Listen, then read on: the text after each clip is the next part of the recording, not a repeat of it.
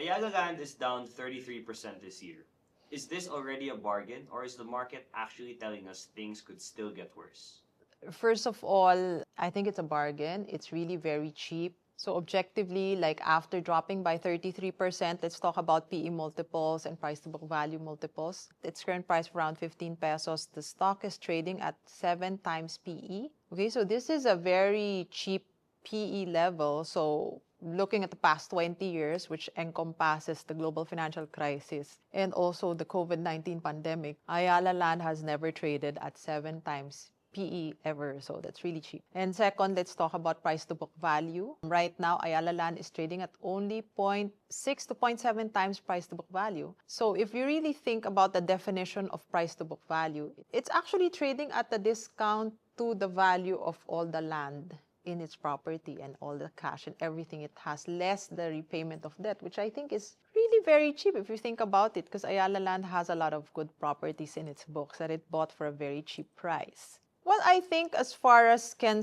things still get worse, I will be honest that I think that if we're just focusing on the profitability of Ayala Land, things can still get worse because in the first quarter, for example, the profits are down quite a bit. And if the demand for residential is weakening, then definitely we could see profits going down, especially since residential accounts for a big chunk of its earnings. So if that happens, maybe the share price won't go up. And there is a possibility that it could still go down because if you report bad earnings, you'll have a certain set of investors who will decide to just stay on the sidelines first and wait for a turnaround to happen.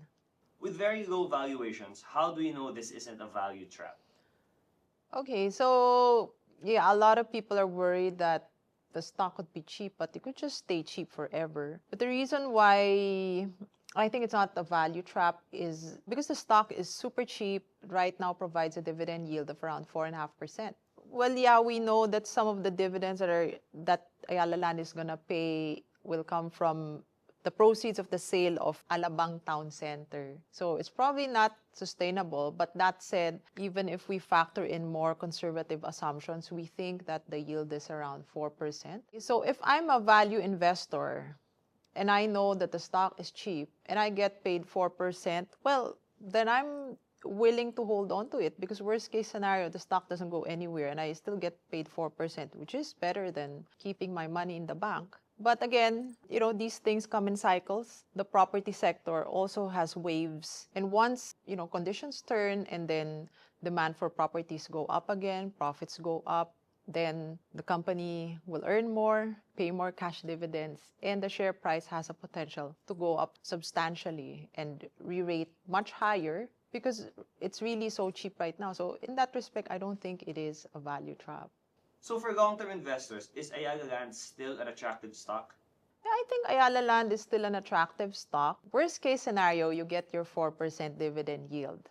Best case scenario, the industry turns and the stock re-rates upwards because you look for property companies to take advantage of stronger demand for properties, residential. And aside from that, I think it's important to tell everyone that, Ayala Land is not in financial distress, notwithstanding plans to delay or to pause the sale of Lorian and its Katipunan project. These were done to strengthen its balance sheet, which if you think about it is good for the company. So that said, I think, yeah, it's still a good stock for long-term investors.